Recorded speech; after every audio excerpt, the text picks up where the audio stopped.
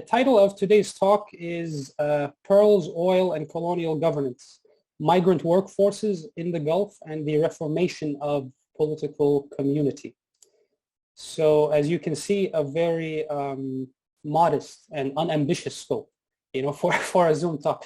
We could fill an hour discussing any one of these any one of these topics separately. So to group them together, I think requires some level of justification. So before we dive in, I'd like to explain some of my thinking behind this question, why I've chosen to group these things together, and what I hope to achieve.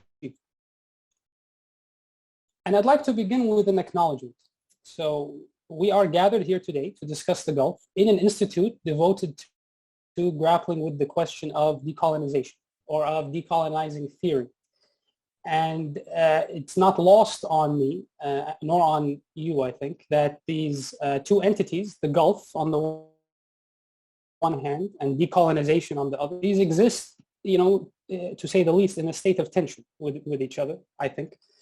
I don't think it should necessarily be the case, but I think it is the case. And one of the reasons, perhaps, for this sort of perceived incompatibility stems from the way we engage with the historical record of colonialism in the Gulf. Not the only reason, but surely one of the main reasons. And it's not so much that the Gulf is absent from accounts of colonial subjugation in the region. As many of you know, this is and remains a part of the world with a large colonial legacy. But I think it's a historical record filled with generalizations, with abstractions, prevarications. There's a tendency to kind of naturalize or at the very least gloss over the effects of British colonialism in particular, in a very particular sense. And that is that the institutions, the structures, the hierarchies established by the British in the course of their encroachment upon the Gulf from the 19th century, particularly onwards, tend to be presented as natural historical givens. They're often taken for granted as even cultural products, sort of in accordance with long practiced customs, speaking to the continued power of the traditional or the cultural across the colonial world. So they're considered to be these long entrenched customs rather than sort of impositions from above that were often contested by the inhabitants of the region, to say nothing of like these processes being part of a larger global process that renders the non-Western world in a state of dependency to the West. And this tendency, I think, prevents us from contextualizing the Gulf's colonial past in light of other colonial experiences in the global South, and coming to terms with what that legacy and imprint of that past means for the present, which I think is maybe a small but still important aspect of any project of decolonization. The link between a colonial past and a neo-colonial or imperialist present. And it's a move I don't think we make enough when we talk about the Gulf. I mean, in an immediate sense, there's enough justification for revisiting the legacy of British colonialism a couple of days after the death of an unelected monarch on that island. But, so in a very broad sense, this is the starting point for what I will be presenting today. And I'll be trying to trace the emergence of a specific form, I guess, of colonial rule in the Gulf that sought to govern its inhabitants according to a system of classification, in the broad sense. And I would call the categories used in the system of classification just generally signifiers of origin, because whatever designation is used, these could be racial categories, they could be sectarian categories, they could be just geographic categories. Their intention is to refer to something all-encompassing, right? Something that is related to the very essence of the person to whom the category is applied, as opposed to one of potentially multiple or overlapping identities that these groups could carry.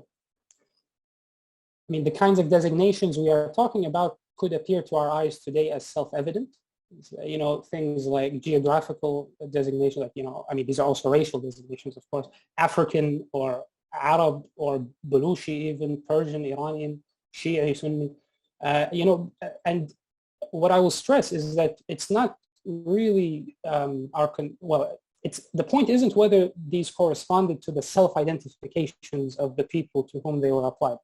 The point is sometimes they corresponded, sometimes they didn't, but many times they were contested in practice. But what I'd like to keep in focus is the way in which this urge to name, to categorize, to immobilize subjects of colonial rule in their perceived origin, these are tried and tested tools of colonialism across the globe, right? When it was brought to the Gulf in some form through British colonialism, it was not invented or designed specifically for the Gulf. It was molded, of course, according to the specific challenges posed by the Gulf, the specific social fabric of Gulf societies, which in themselves also differed. Of course, Muscat in the 19th century is a very different place than Kuwait in the 19th century, or today, in fact. So there is a long colonial history of attempts to, repackage its interventionist aims in the language of guardianship, of protectorship, of local practices, especially practices that could be made to appear timeless, and especially local identities. Doubly so if those identities could be made to appear as collectively oppressed in some way. But there were specific aspects about the Gulf that led to its implementation. The Gulf region was, among other things, a hub of production for two commodities with a global reach that were in their own way, in different ways, both tools to affirm and promote colonialism, pearls and oil. As many of you know, pearl fishing was one of the primary economic activities in the Gulf prior to the discovery of oil. It's been practiced more or less consistently along the Gulf littoral for several centuries, several millennia. And the extraction of pearls provided a living, although a very meager one, for many of the region's dispossessed who came at times forcibly through enslavement from various places, from both shores of the Gulf, from East Africa, from the Indian subcontinent, from the Arabian Peninsula itself, we shouldn't forget, to find work during the pearling season, which was in the summer.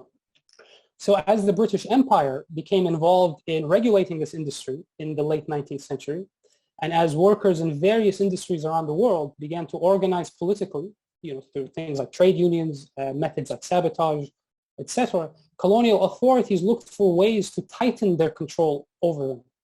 So gradually, the Gulf came to be seen in colonial discourse, to be fair, sometimes in academic literature as well, as a place filled with kind of heterogeneous migrating masses of workers with little genuine commonalities.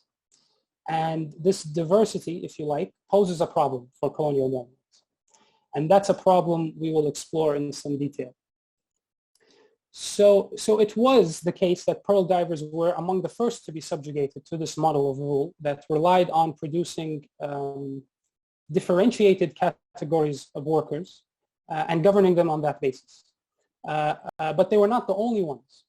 As we will see, the first oil workers were also subject to a similar method, but in an entirely different context, of course, in the arrival of the multinational oil firm, and we'll try to keep these different contexts in mind. So we'll be spending the majority of our time kind of tracing how these signifiers and the system of categorization was deployed to govern pearl diving workers, what it offered British colonial rule, what problems it posed, and as well as how then these initial measures later contributed to the governance of the first generation of oil workers.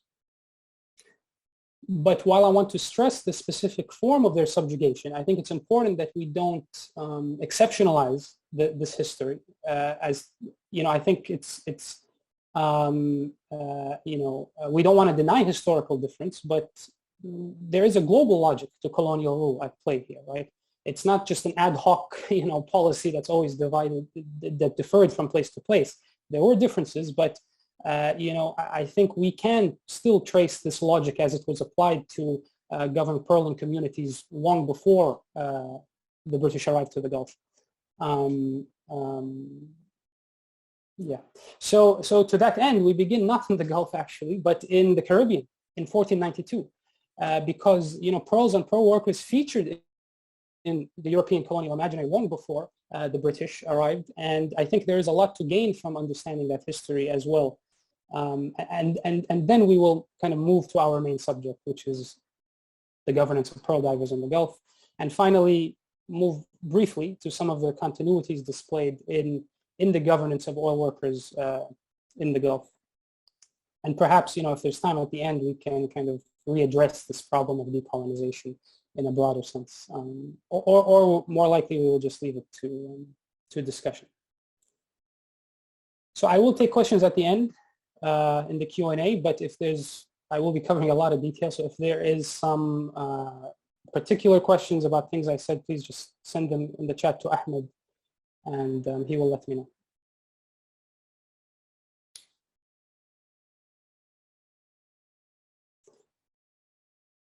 So, what then is the relationship between pearls and empire? Well, hyperbolically speaking, pearls were there from the beginning, or at least from what many approaches to decolonization identify as a starting point for modern colonialism, which is 1492. The year of Columbus's expedition to the Americas, but also the year that marks the end of more than 700 years of Muslim rule in Iberia, and two events that are, in fact, of course, inextricably linked. It's often forgotten that pearls, along with gold and silver, top the list of what the Spanish monarchs Isabella and Ferdinand charged Columbus with finding, which is not to say they had equal importance. Of course, gold was by far, the primary target of colonial plunder. But pearls posed a particular kind of problem for colonial rule that is important to understand in light of later colonial control of pearling areas. The first pearls encountered by Spanish colonists were found along the northern coast of what is today Venezuela, which was home to indigenous communities that had long, fished for pearls for their own sartorial or exchange or worship purposes. Of course, following the mass settlement and genocide that came with it,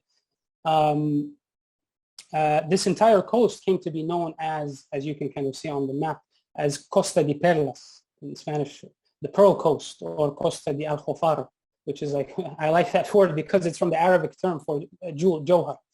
Well, maybe it's a Persian in origin, but the centerpiece of the Spanish Pearl Empire was Isla Margarita, which a small island off the coast of Venezuela, whose indigenous name was erased in favor of the term Margarita, which was the ancient Greek word for pearl. And that's interesting because even here we can see the kind of act of naming, how it's a political act, right? It fed into the self-presentation of Europe as the heirs of this Greco-Roman tradition that they were now beginning to appropriate for themselves at the time. And as we know, the appropriation of this tradition is a major part of how Europe comes to define itself as Europe.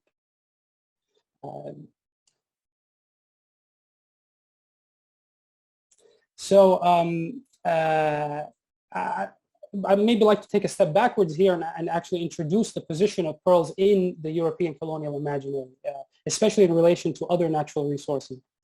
So the first thing to say is that there was no colonial legal tradition that dealt specifically with how to classify pearls.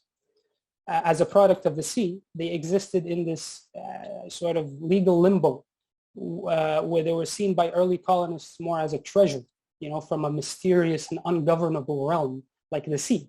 The sea, of course, in Western thought has long been depicted, as a common resource, and so hence the difficulty of laying a property claim over it. And so there was always this question, right? Were they a common resource whose use should be restricted or regulated in some sense for the common good? Or were they a treasure able to be appropriated by anyone who found them? Unlike precious metals like gold and silver, which by contrast had a long body of knowledge that governed their use, there was no legal precedent to the use of pearls. And unlike those metals, pearls did not need to be kind of modified or transformed from their original state in order to be sold. there's an exception, of course, to some kind of pearls, like the irregular pearl, sometimes called the Baroque pearl, which sometimes they would drill a hole through it, or some indigenous communities would carve pearls for decorative purposes. But this kind of, I guess, lack of precedent increases the difficulty of regulating and accounting for them in the absence of course, like a state apparatus that can that's able to kind of, I guess, that's fully enmeshed into society, rather, and is able to make it legible in the manner required for accounting purposes. So for these reasons, the pearling areas that have come under colonial rule were sites of experimentation. Colonial officials had to negotiate the way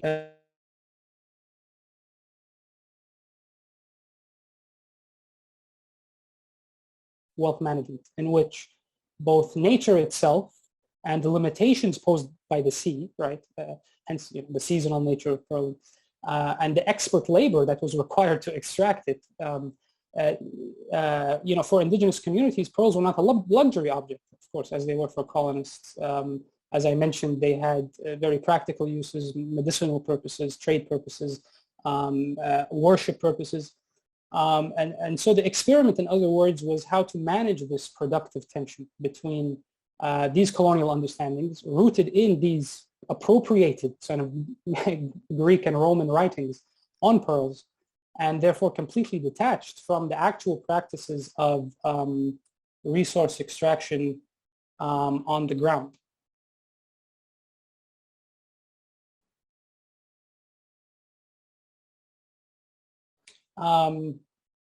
So the colonially perceived ungovernability of pearls also began to reflect the ungovernability of those who extracted them from the sea.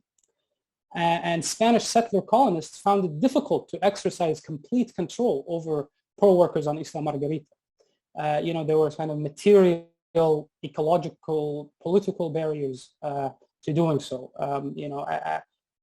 This is a well-known kind of problem as the Spaniards brought kind of disease and genocidal violence, among other things, to the indigenous peoples of the Americas. There was the problem of guaranteeing a labor supply for the colonies, and so the Spaniards began to enslave people from around the Caribbean islands, and eventually, as is well known, from West Africa, to work as pearl divers, specifically in Isla Margarita. So over the course of the 16th century, there resulted a situation where people from various places who had never been grouped together for this purpose before and had labored under widely varying conditions, because they were enslaved divers, and then there were technically unenslaved divers, but the method of their work rarely differed, in fact. And we'll look more at this kind of distinction between the free and enslaved divers when we go to the Gulf. So as a way to circumvent this problem of heterogeneity, the Spaniards began to apply rigid categories that classified indigenous pearl fishers and distinguished them on the basis of perceived origin. This was a practice that the Spanish monarchy, of course, was already putting into place in Iberia. This was the context of the Reconquista. It was enforcing distinctions among these newly ordained Muslims and Jews who managed to escape expulsion and were faced forced conversion to Christianity, of course, and long-term discrimination, second-class status, etc. And so this need to create a legal framework that hardened distinctions among categories of populations at home for the purposes of determining these requirements for subjecthood, these began to be applied to the colonies. And the point I want to emphasize is that this was not simply born out of necessity. This was a strategy to engineer connections between kind of seemingly objective empirical descriptors, but were terms and categories that were in fact entirely in the service of repressing the potential for resistance. And this point can be deduced from the actual terms and names that the Spaniards used to classify the indigenous people who worked in pearl fisheries. So there were terms like Caribe, for example, Caribe was not actually a term that referred to people who call themselves Caribe, or it simply meant a native who could be enslaved.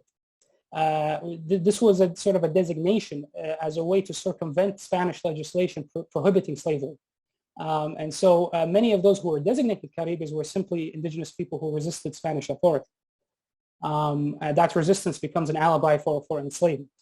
And so we will see how the colonial rhetorical urge, because it was the opposite was reflected in practice, to combat slavery can actually reinforce its foundations. And this is another dynamic we can reevaluate in the Gulf. Just one other term is Taino. Again, Taino is the name of a group of indigenous people in the Caribbean, but when the Spaniards used the term Taino, they were not referring specifically to those people. It meant sort of the opposite of Caribe. So if Caribe meant someone who was enslaved, a Taino meant a native who could be a subject of the Spanish Empire. The distinction was almost practical. For the natives of Isla Margarita, who not all of them were Taino, were all called Taino because the Spaniards relied on them for basic sustenance. They couldn't kill them off. They were the ones who provided fresh water, flour, things like this. One last point, if you'll indulge me on this question, is that even in the sort of development of the Spanish language, it actually testifies to this association between pearls and the colonial urge to classify. The Spanish term elenco was actually taken from the Latin word for the irregular shaped pearl, would undergo a transformation in meaning in the 16th century, that by the mid-1600s, it no longer actually refers to the pearl, it refers to the very notion of indexing. And I believe even today, the word elenco in Spanish means something like index or catalog in the general sense. So there's a lot to explore, in terms of this link between colonialism and pearls. They became a way to actually experiment with forms of colonial knowledge and discipline on the ground. And this ability to do so was in part due to the specific discourse I discussed that was constructed around the pearl. So its obscure origins in the colonial imagination, the sort of physical qualities of the pearl itself, small, easier to transport across oceans perhaps than other commodities, easy to keep out of sight. And most importantly, the nature of pearling labor, its seasonal, migratory nature, the specialized skills and knowledge needed to perform it without, for example, causing ecological damage to the pearl banks. The difficulty of the labor that occurs underwater. In fact, the fact that the labor occurs underwater is what made it possible for some divers to sort of keep the pearls for themselves in the hope of selling them and receiving all of the profit. So all of these factors kind of contributed to making the pearling industry in this early period a problem of governance for colonial forces and heightened anxieties about the challenges of imposing order over a highly mobile group of workers. And it's in that sense we can see pearls as a theater of colonial power and the methods of classification they produce as a means toward not only exploitation, but also the control of workers. Okay, so now we move to our dear Gulf. So in the couple of centuries between these events and the British domination of the Gulf in the 18th, 19th centuries, 17th, 18th, 19th centuries, many pearl fisheries around the world would come under the control of various colonial forces and settler colonists. Pearl banks were found off the Baja California Peninsula in Mexico, Western Australia, most importantly in British Ceylon and Sri Lanka in the Gulf of Mannar, the little strip of water between India and Sri Lanka. It was there that the British actually got, I think, even more involved in the pearling industry than they did in the Gulf. And it was around the same time in the sort of early 19th century. And each colonial experience, despite being vastly different, of course, in terms of historical context, in terms of identities of colonial oppressors, shared two dual and related concerns. One was, of course, reconnaissance of the region, production of colonial knowledge through cartography, through geological surveys, vast detailed ethnographies. And on the other hand, the application of sort of clear-cut categories of the kind we just covered, imbued with these signifiers of origin. And in the case of the Gulf, I want us to move away from viewing these attempts at classification as simply administrative measures to simplify colonial rule or to, what's the phrase for it, to run empire on the cheap.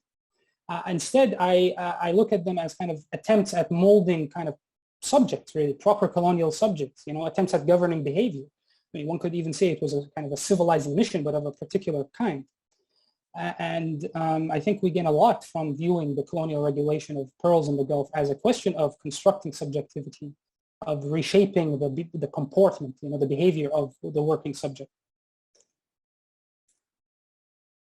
To understand the kinds of behavior that British forces sought to inculcate among pearl fishers, we should first acknowledge that they fit in a wider imagination that foregrounded the sort of innate hostility of the Gulf region as anarchic, lacking political order, governed by scarcity, fierce competition between warring tribes and ruling families, and populated by those most troubling of creatures for the Western imagination, pirates. From as early as the 18th century, sort of spurred perhaps by the political anxieties created by Napoleon's invasion of Egypt, the British began to construct a discourse depicting the Gulf as a haven for piracy. And this was particularly at moments when their desire to monopolize the trade with India, of course, which by then was under East India Company control, ran up against long-established seafaring ruling groups in the Gulf, such as, for example, the Qawasim, who had long controlled shipping through the Strait of Hormuz, which is this little, strip of water that you see here on the map. And accusations of piracy became a precursor for Britain to actually crush any opposition posed by these groups, which it did on several occasions, unleashing brutal violence on, for example, Ras Al Khaimah, a stronghold of the Qawasim, today, one of the 7 Arab Emirates, of course, which witnessed the almost complete destruction of its fleets in 1809 and then again in 1819. This is where this, drawing is from. As well as punitive raids on Persian shores against the communities from whom the rulers of Ras Al Khaimah exacted tribute. So the entire lower coast of the Gulf was repeatedly depicted in maps and British diplomatic correspondence as the pirate coast. It was only after sort of subjugating local powers in this manner and removing maritime obstacles to British dominion that Britain began to sign what it called peace treaties or maritime truces with the Gulf rulers that aimed to sort of reflect the new political order in Gulf waters, at the heart of which was a British monopoly on violence in the region. And an order that would be reflected in the new name Britain gave to this part of the coastline after the signing of these truces. Once called the Pirate Coast, it now becomes the Trucial Coast. And these treaties codified what Britain was already putting into practice, which was to treat any attempt to resist British authority, even in self-defense, to assimilate it to piracy. And aggrieved parties had to content themselves with lodging a complaint to the British residency in Bushehr, which you see there on the Persian side of the Gulf. So there was a regional office there, kind of subordinate to the British colonial government in Bombay. And so if you were upset about being attacked by British warships, the only measure you could take was to lodge a complaint with the British themselves. You cannot even defend yourselves against this attack. This was actually one of the articles of the Maritime Treaty of 1820, which was signed shortly after the destruction of Ras Al Khaimah. So most importantly for our purposes, these treaties were an opportunity for British forces to put into place what one clear-headed official described as the effort to transform a, quote, lawless and predatory race of robbers into useful subjects. And the control of Gulf pearling was central to this effort. The pearling workforce and pearl divers in particular were identified by Crown officials time and time again as one of the main objects of civilizing reform. So reforming the pearling industry would actually become the microcosm through which this attempt to create, quote, useful subjects would play out. And just to keep in mind, the larger context here is that the British at the time were already imposing a disciplinary regime that targeted pearling labor in the Gulf of Manara, in British Ceylon. It was one that in which coercive pearling labor practices, some of which sort of predated the British, were actually intensified through increasing British control and sort of were combined with broader anxieties about the theft of pearls, about the security of merchants' investments who finance the dive, things like this. In practice, though, this meant demarcating the boundary for both proper economic and political behavior of the pearl divers, and rendering all that came outside of this boundary as illicit. In a sense, this boundary was already evident in the treaties I just mentioned. Hence, there were several treaties that had clauses specifying that Arab tribes, tribes is a problematic shorthand here, but it's the language of the treaties, were to hand over to the British the entirety of their fleets with the exception of vessels used for pearl fishing. So, these clauses were essentially meant to keep local powers from rebuilding fleets for any purpose other than specifically pearl fishing. And of course the trade associated with it. But specifically for the pearl divers, this meant promoting certain kinds of behaviors compatible with the logic of the capitalist market, with the kind of productivity necessary to meet the increasing global demand for pearls from the 1870s onwards, and to codify that logic through law. So one of the practices that sat in tension with this new desired subjectivity was the long-standing practice of debt bondage, which placed virtually the entire pearling workforce in the Gulf in a state of perpetual and often inescapable indebtedness. And this was besides the more widespread problem of enslavement. As many of you know, the Gulf was a regional hub for the slave trade. And many of those enslaved had to work in the pearl fisheries specifically, among other places as well. But the pearl fisheries absorbed countless of slaves over the course of its history in the Gulf, many of them brought by force from the coast of Eastern Africa and beyond. But whereas not all pearl workers were technically enslaved, meaning not all of them required a manumission certificate, all practiced a form of labor that was unfree.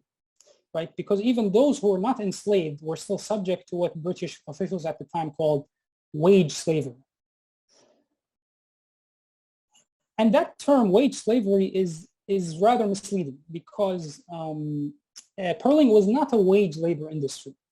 It was rather organized around systems of credit and debt at all levels. So the capital to finance the diving expedition would be generated for the most part locally, from merchants active in the Bombay pearl markets who had long-standing sort of merchant connections with the Gulf.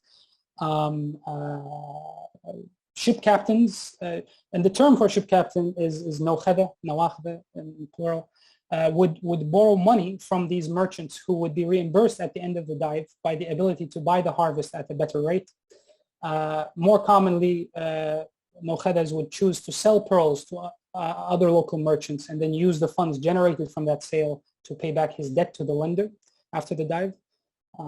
The dive itself was a months-long expedition, of course. There was a main diving season, roughly, between the end of May to early October, when the waters were warm enough to dive. And the annual departure and arrival of pearling vessels was a major social event. Everybody gathered, sang songs. So because of the seasonal nature of pearl work, and because pearl divers and other crew members were not paid a fixed wage, they required a loan to survive during the off-season. And there are many different kinds of names for the loan that divers and other crew members. So just as an aside, I keep calling them pearl divers, and I am talking about pearl divers, but there was a range of crew members that were not only doing diving work, right? They were pullers to pull the divers up. They were there's a mu'adhin as well to call to prayer. There is a mutarab, somebody who sings naham, I believe was the term for it. So if I use divers in a general sense, I will try to catch myself, but I mean pearl workers in general. There are different kinds of names for the loan, whether it was sort of in pre-season or post-season, but the primary loan advance was called the salaf. And since it was uncommon for divers to extract enough pearls to settle their debts, the amount of debt would be transferred to the following season with interest. Even in the case of death or severe injury, which was very common owing to the physically arduous nature of the dive, right, which made divers susceptible to all kinds of dangers, whether related to depth, in terms of bursting of the eardrum or blindness, marine predators, right, jellyfish, sharks, and in the common cases of death or injury to the point that the indebted diver could no longer dive, the debt would be transferred to their offspring, who would have to live out a life of indebtedness, and this vicious cycle would rarely come to an end. So the vast majority of divers were laboring under conditions of enslavement, whether officially recognized as enslaved by the British or not. Not quite the wage slavery, but that was described by the British official, but that is an accurate description for some of the jobs we do today, almost 100 years after the demise of the pearl industry. But that's a topic for another presentation. This painting here is by an incredible Bahraini painter, Abdullah al-Muharragi, and it captures some of the dangers associated with the dive, but also manages to kind of paint an evocative picture of the pearl production chain. And we see how the actual pearl, when worn by the aristocrat or bourgeois, whose kind of mermaid-like features, right, emphasize the kind of, this is the way I read it, of course, but the kind of mythical nature of the person who buys the pearls from the perspective of the divers, right, because they never see those who actually wear, the fruits of their labor, but also kind of how her tail turns into this kind of predatory creature that also threatens the diver's life. So the actual pearl itself, when worn, actually conceals the danger and suffering that is associated with the dive. We see the wealthy pearl merchant lying lazily on his back, counting the pearls offered to him by the Nalkhada, who's, what is that, I guess an oar or a rudder, has kind of become a weapon to pierce the body of a depleted diver. There's so much in this painting that I find myself coming back to it. We can revisit it later as well if some of you would like to discuss it further in the Q&A. So as a result of this debt bondage, it was sort of not uncommon for the most deeply indebted divers, in other words, those who could no longer borrow anymore and therefore lost their means to subsistence, for them to seek refuge in another ruler's territory to continue borrowing and fishing without the burden of this debt to a particular Nalkhada. And rulers of neighboring territories would often offer refuge to these destitute divers and crew members as a way to reinforce their authority, especially as a way of challenging a neighboring ruler.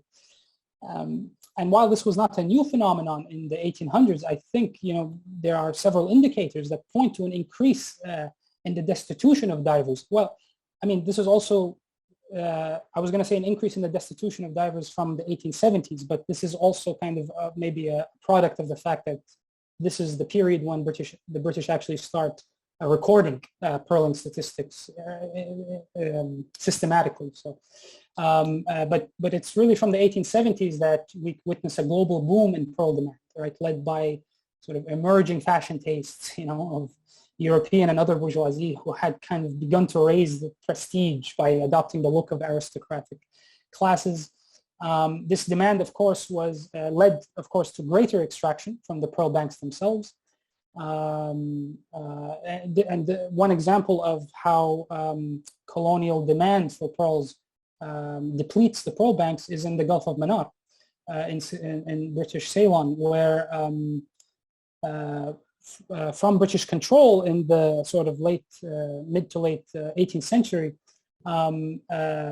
it led to a point by the 1880s where the oysters in the pearl banks in the Gulf of Mannar were no longer producing pearls.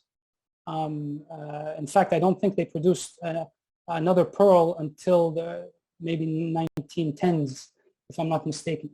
So the problem of absconding or runaway debtors, as they were called, was a central pillar of British pearling policy. It was one of those practices that were presented as a threat to the new order that Britain had constructed in the region. It was located sort of on the wrong side of the boundary between licit and illicit practices. Runaway divers were seen as a cause of the social tension, which could result in the sort of resumption of maritime violence that the Britain saw itself as eradicating. And sort of Lewis Pelly, who was a veteran of the East India Company and one of the political residents of the Gulf in Bushehr, he summed up this colonial view when he claimed he could think of nothing more sort of contrary to justice than a defaulting debtor. So combating the problem of runaway debtors was a way for Britain to reinforce its authority in the Gulf, right? Similar to how accusations of piracy lodged against major seafaring powers was a means to construct this authority to begin with. And what I'd like to focus on is how the measures taken by the British to combat this problem of runaway divers also had the consequence of compounding the divers' misery. So the first thing is that regimes of surveillance set up in the aftermath of these maritime treaties meant that sort of the presence of British warships patrolling the pearl banks during the diving season became an increasingly regular sight in the 19th century. This, coupled with new regulations governing the industry, such as requiring each nokhada to be in possession of a register, as well as a port clearance for wherever they disembark, things like this tightened the coercive bond between nokhadas and divers, and hence made it much more difficult for divers and other crew members to actually flee their debt. Since they were unable to take on another loan until they paid off what they owed. In practice, what tended to occur was de facto enslavement, because divers had to keep working for the same nokhada for life without ever improving their living conditions. And I am repeating the language of the archive here in describing these as reforms. But from the perspective of the divers and the boat crew, these changes marked an upheaval, I think, in their ways of life. Because, for example, these reforms effectively ended what was customary access to the pearl banks in the off-season in October, for example, after the conclusion of the main dive, when the water was colder, and so not many were prone to dive. Some sort of independent divers would join forces with sailors who are also in debt to merchants, who, if they owned a boat, could sail to sort of the shallow pearl banks close to the coast, not the main ones, to dive for pearls. And the advantage of this was that these trips were not financed by the merchants, so they were able to keep sort of the profit of whatever they sold. Although it was not really a reliable means to make a living, the increased number of vessels each year around the turn of the 20th century also led to sort of overfishing, causing, again, irreversible ecological damage, and which is one of the factors that contributed to the demise of the pearl industry by the 1920s. So while divers were stuck in this cycle of debt long before the interference of the British, the few mechanisms they had to escape the cycle were sort of one by one systematically removed. And it's important to keep in mind here that it was sort of the sanctity of capital, or of abstract ideas like justice, as we just saw in the quote by Lewis Pelly. This was the lens through which British officials looked at the problem of runaway divers. What was seen as a need of reform was not the social conditions that led to endemic indebtedness, not the coercive relationship between the merchant and the nokhada on the one hand, and then between the nokhadas and the divers. For all the humanitarian rhetoric that adorned Britain's meddling in the Gulf, concern for the welfare of oppressed divers, for enslaved people, etc., it was the sort of almost the sanctity of market mechanisms, and subjectivities that remained untouchable. Everything else was subject to reform. The problem was creditors not being reimbursed. Debt obligations were not being fulfilled. Pearls were being stolen, by divers. These were the issues that preoccupied the British. And there is yet another way that British control strengthened the coercive bond sort of between nokhadas and divers. And that is the question of jurisdiction.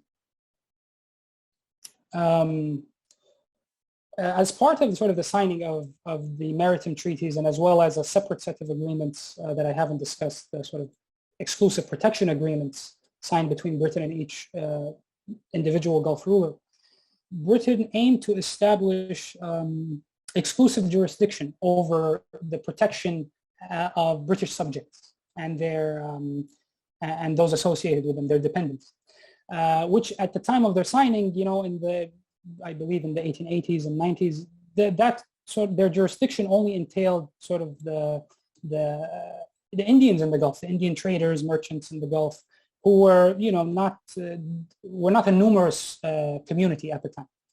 But from around the turn of the 20th century, around 1900, Britain began to experiment with a kind of a more intrusive sort of jurisdictional claim that sort of expanded its application from British subjects only to the subject of any foreign government, which was a huge difference. And so sort of applying this claim to a highly mobile migrant group like pearl diving workers would, prove very difficult, because at the bare minimum, you require a sense of where these pearl workers are coming from to determine under whose sovereign jurisdiction they fall under. I said very difficult, probably impossible feat in a place where kind of passports, borders, and things like this are not yet established. So these origins of the pearl divers had, in some sense, they had to be constructed. And the chosen site for this experiment was the island of Bahrain, where Britain first sort of established this new jurisdictional claim in the early 1900s, and would later actually codify it through sort of formal proclamations of the King of Britain called an Order in Council. And so now Britain would also apply this jurisdiction over foreigners to the rest of the Gulf as well. So, all of the Gulf protectorates had their own sort of Order in Council, Muscat, Kuwait, Qatar, the Trucial states, but with the crucial difference that in all of those cases, except for Bahrain, the local ruler had jurisdiction over Muslims only and not over all locals. Muslims of India would be accepted because they were still considered British subjects. And the choice of Bahrain here is understandable if we keep in mind the primacy of the pearl trade in the apparatus of colonial control, right? The pearl banks around Bahrain were kind of seen as larger and more productive than other banks in the Gulf. Also, Bahrain, statistically, I believe, exported the most pearls in terms of value from when these numbers began to be recorded in the late 1870s. So much like the designation of origin in the case of the Spanish control of Caribbean pearl fisheries, the attempt to distinguish between foreigner and local in Bahrain was obviously fraught from the very beginning. These were designations that had to be produced in practice, to designate the groups that the British called Persians or Hassawis or Najdis, for example, as foreign, simply because they're considered subjects of another sovereign, whether the Qajar Shah or the Ottomans or whoever, is hugely problematic, because most of the people of Bahrain had a familial or even a property connection to one or more of these regions. These are not sort of hermetically separated regions simply because they came under the jurisdiction of another non-British sovereign.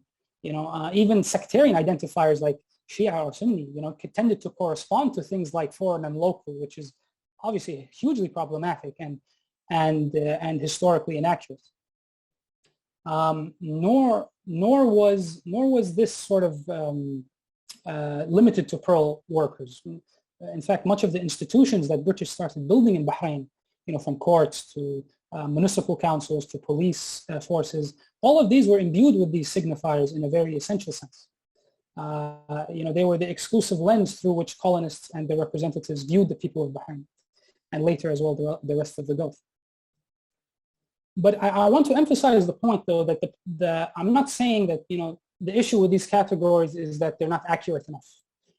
It's not that Britain should have created more empirically sound categories. What we want to call into question is the very urge toward taxonomy, because no matter how empirically accurate the descriptors are, they remain totalizing descriptors because of the nature of colonial knowledge, right? I mean, some might argue any form of knowledge serves both productive and repressive functions. But 2 weeks ago, the ghost of Foucault visited this institute, so I may still be haunted by that. No, sorry, bad joke. But I hope the point here is clear. That in making this claim, it's not pointing to an already existing formation. It's in fact manufacturing these formations, producing them, but also giving them an institutional locus in institutions that would be internalized by the Gulf state long after the departure of the British. So how did these categories actually affect pearl diving workers on the ground?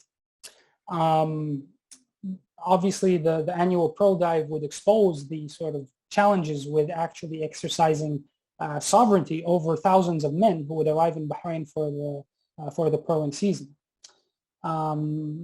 The system devised by the British in response to this sort of multiplicity was one we are quite familiar with in the Gulf today. Right? It's a system of sponsorship that delegated the responsibility of a so-called foreign workers' presence on the islands to individuals subject to the local sovereign, a system we know today as kafala. And I think Professor Umar Shahabi is here among us today, and I'd like to acknowledge his research on this question because he taught me this connection, between colonial governance of the pearl dive and the origins of the kafala system. And he has an excellent article on it for those interested. So these really took shape by the time pearl diving was already in decline by the late 1920s, specifically by 1928 to 29. And the system worked as follows. Nokhadaz would now become responsible for all of the foreign divers on their boat. He became their sponsor, and he would bear legal responsibility for their return at the end of the pearling season. This was sort of accompanied by a range of measures to mechanize and standardize the pearl dive. I talked about some of them, but things like the requirement of boat licenses, requiring divers now to carry their own permit, which was completely new. A permit that, it's important to remember, was only given after the Nokhada affirmed their debt had been paid. So Nokhadas also had to pay repatriation deposits, which would be returned only if all divers on the boat were accounted for at the end of the dive. So the Nokhada now had every incentive to surveil the divers and ensure they had nowhere to flee. Because his own property or boat, if he owned it, would be taken as collateral.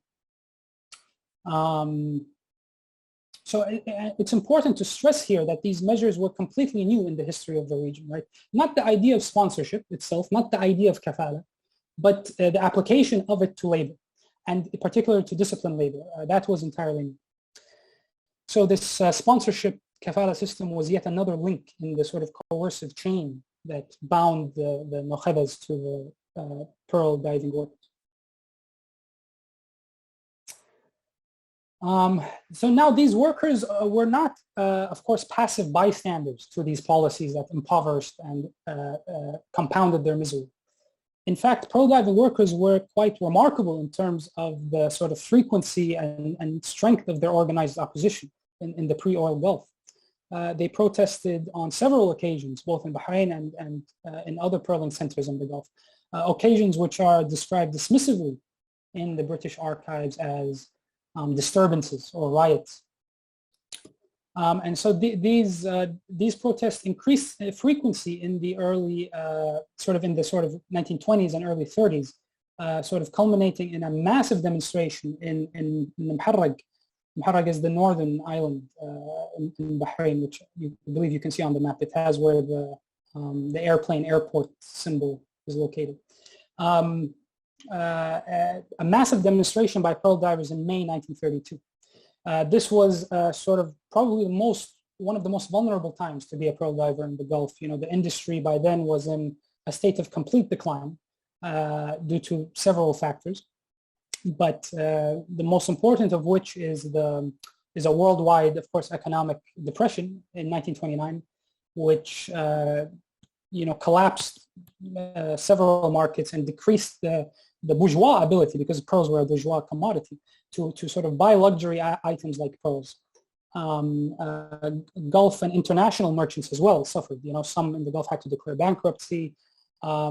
European jewelers like Leonard Rosenthal or Jacques Cartier, some of you more familiar with, both of whom had stepped foot in Bahrain and met with local pearl merchants in the preceding decades. Here is a photo of Cartier with pearling merchants in Bahrain in 1911. They also began to feel it in their pockets, sort of, and began to switch their focus to other gems.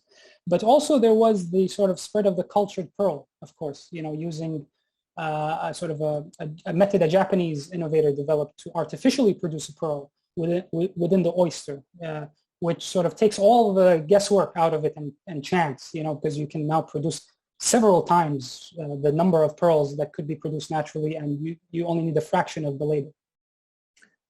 So these factors together, coupled with the fact that the pearl workers could no longer support themselves on the customary pre-season advance, which had declined to sort of unsustainable levels by the early 30s, which you see from this chart here. I want to also thank my friend and colleague Mahmoud al-Mahmoud for allowing me really to use this chart from his research for my presentation. So as you can see from this chart, by the early 30s, sort of the amount of salaf was in a steady decline, and we should also keep in mind that not all could access even the meager amount of this salaf.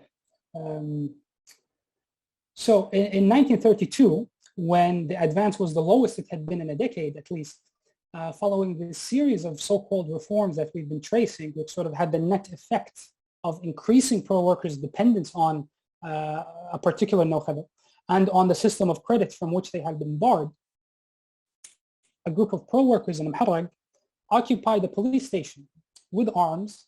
They smashed the windows. They freed some of their fellow pearl workers who had been imprisoned after leading similar protests in previous years. And their primary demand was to reinstate and increase the right to an advance because they had no other means of supporting themselves. The police force under British control moved swiftly to repress the protest and even ended up banishing its leaders from the island.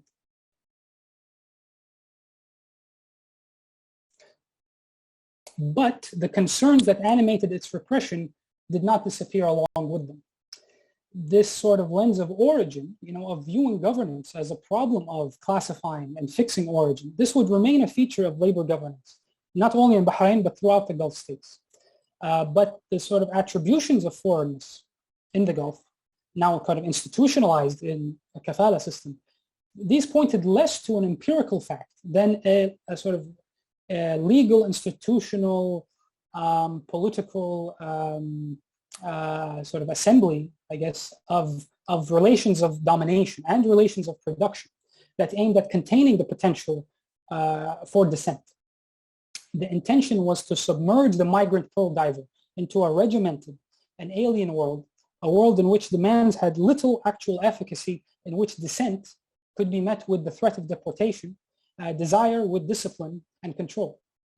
This was a world out of which the divers periodically emerged, out of breath perhaps, but fit to fight, as we've seen in the case of the protests of 1932. That was the same year that oil was first discovered on the island, as you can see from this plaque commemorating it. It was, the conditions that marked the arrival of the multinational oil firm in the Gulf was the mass destitution of these now unemployed pearl workers, and in fact, many others in the Gulf who had suffered from the economic decline of the early 20th century, and who had, but particularly the pearl workers, had sort of devoted their lives to honing a very difficult, very specialized set of skills that are not easily transferable elsewhere.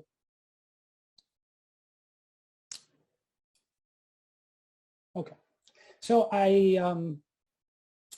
to give us a break a little bit, I want to just introduce another painting by the same painter, Abdullah al-Muharragi. This one's called Eternal Torment.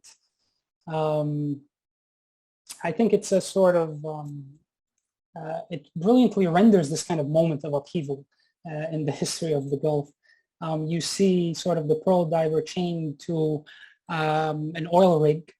This was a common punishment as a form of torture given out to divers.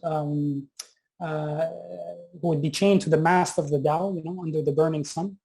The diver continues to hold the pearl in his hand, despite the torment that he's going through. And so this kind of refusal to be separated from the means of subsistence. So the Tao itself, as you can see, is a testament to the decline of the industry, right? It almost appears abandoned. It's in a state of decay. And as the seabirds circle menacingly above him, we see in the background the arrival of the steamship, right? Probably a symbol for the arrival of the oil firm and the vast changes it would bring. So, I mean, there's plenty to discuss about the painting, but I find it very useful in discussing this historical period because it kind of suspends, you know, this moment of extreme transformation that's said to be brought by oil, and it kind of allows us to come to terms with this moment of transition, but without romanticizing what came before it. You know, because of course we should acknowledge that the arrival of the oil firm was a moment of unprecedented change in the region. But, you know, among that which persisted, even if in altered form, and we need to keep the context in mind, the different contexts in mind, were these institutions and methods of colonial knowledge and discipline that originated in the governance of pearl divers, some of whom would find work in the oil fields only to find that categorical designations on the basis of origin continued to shape the conditions both of their own self-reproduction as well as their ability to organize as a collective. And to go briefly back to this sort of question of jurisdiction, you know, this sort of determined oil policy from the very beginning, because even in the oil concessions, in the sort of agreements to sign between the oil firms, the local ruler, and in most cases the British government to prospect for oil and to divide how to divide the profits and things like that, these concessions had nationality clauses, which required all companies to employ what were called at the time local nationals, as much as possible. And this had, of course, a practical purpose of employing these, again, masses of dispossessed pearl workers to find employment in the oil fields. And perhaps in response to this, or maybe even as a way of circumventing it, the British government, together with the oil firm, sort of devised a three-tier employment structure and divided it on the basis of a new criterion called skill. And sort of it's an ideal criterion from the perspective of colonial governance because it's one that can be glossed with this aura of objectivity and seeming detachedness from local circumstances, but in reality served similar purposes as the categories of geographic or ethno-sectarian origin.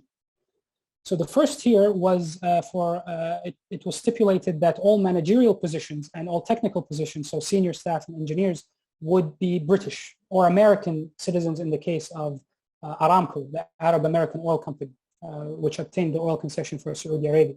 Saudi Arabia was the only one of the Gulf countries that it was not formally a British protectorate. The second tier was classified as skilled or semi-skilled work. And for these jobs, the company would have to recruit only from the Indian subcontinent. In Bahrain, however, I believe many of those classified as Persians would also be employed in this tier, I think as a way of getting around sponsorship requirements for British Indians who had a strict immigration policy restricting their work abroad. The third tier, the lowest tier, was devoted to Arabs. And interestingly, these Arabs could be either from, you know, the sheikhdom in which the concession was given, or they could be from a neighboring one. And in one of the sort of articles of the Kuwait oil concession, just as an example, sort of stipulated that if local subjects could not be employed, then preference would be given to laborers from neighboring countries. And I believe this meant Arab countries and not only Gulf countries. And, you know, some of the clauses regarding the employment of Arabs would actually be reformulated after Nakba in 48 to also include Palestinian refugees. Saudi Arabia also kind of followed suit and restructured its agreement with Aramco so that in terms of preference for employment, Palestinian refugees became second only to Saudi citizens. So to these signifiers of origin that we've been exploring, we kind of graft the idea of skill to the extent that skill refracted through the lens of origin now becomes sort of a determinant for everything from wages to housing to adequate training to the ability to organize politically in the oil industry.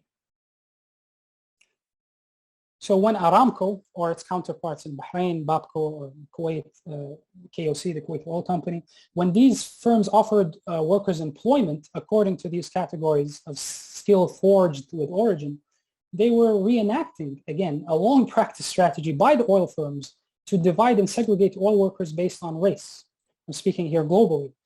These were kind of deliberate strategies to counter oil field worker mobilizations, which were so common in that period that some companies had to actually build their refineries, specifically chose to build them in sparsely populated areas to prevent sort of a concentration of workers around dense sort of urban places. And these companies actually brought this practice of labor governance to the Gulf. So although the origin-based identifiers that were imposed upon pearl workers were also kind of racialized categories in the sense I described them of kind of totalistic designations, the category of race sort of now based on now a Western racial formations in terms of a more stricter dichotomy between white and black, this gets introduced to govern Gulf oil workers.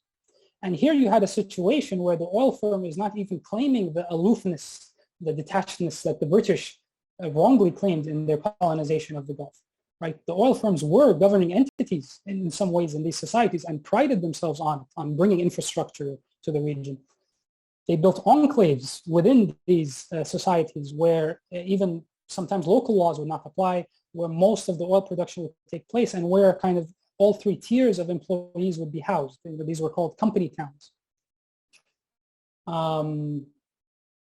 So in the interest of time, I would like to offer one brief example from, for many of you, probably a well-known example from the company town built by Aramco in a place called Dhahran in eastern Saudi Arabia.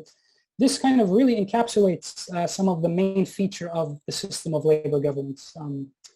Dhahran was a settler colony in miniature. It had a part initially called American Camp, which was whites only.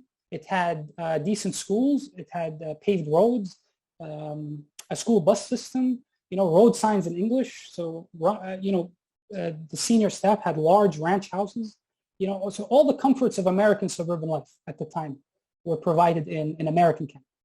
All non-white workers, meanwhile, whether they were Saudi, Palestinian, Iranian, Indian, Pakistani, they would be housed in palm frond huts, which you see in the left image here, called barastis, which were devoid of sort of basic services, no running water, no electricity, no sewers, of course.